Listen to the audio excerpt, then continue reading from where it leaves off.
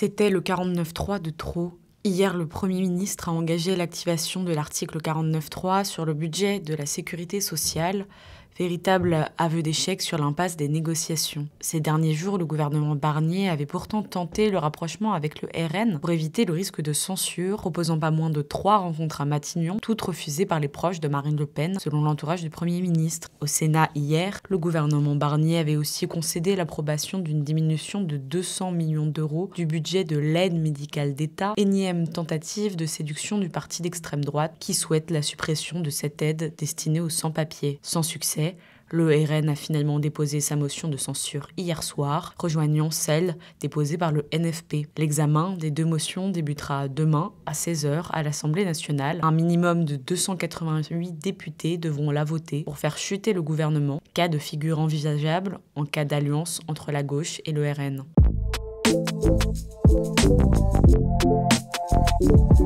Les universités devront-elles réduire leur capacité d'accueil en licence ?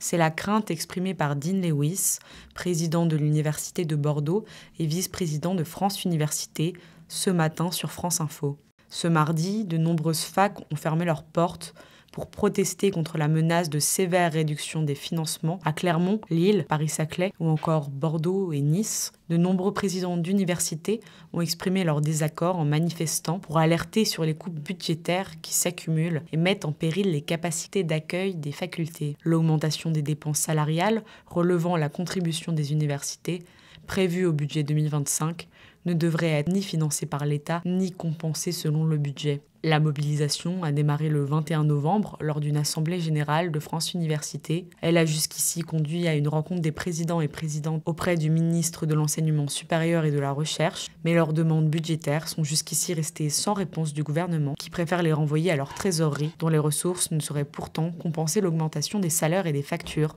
selon France Universités.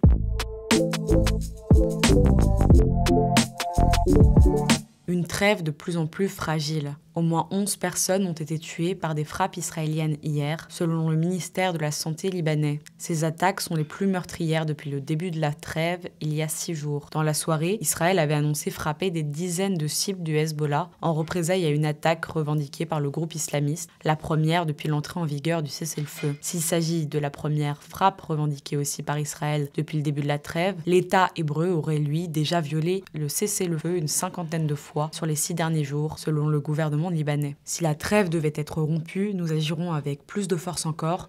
Il n'y aura plus d'immunité pour l'État libanais, a déclaré ce matin le ministre de la Défense israélien, menaçant également le Liban de pénétrer plus encore sur son territoire.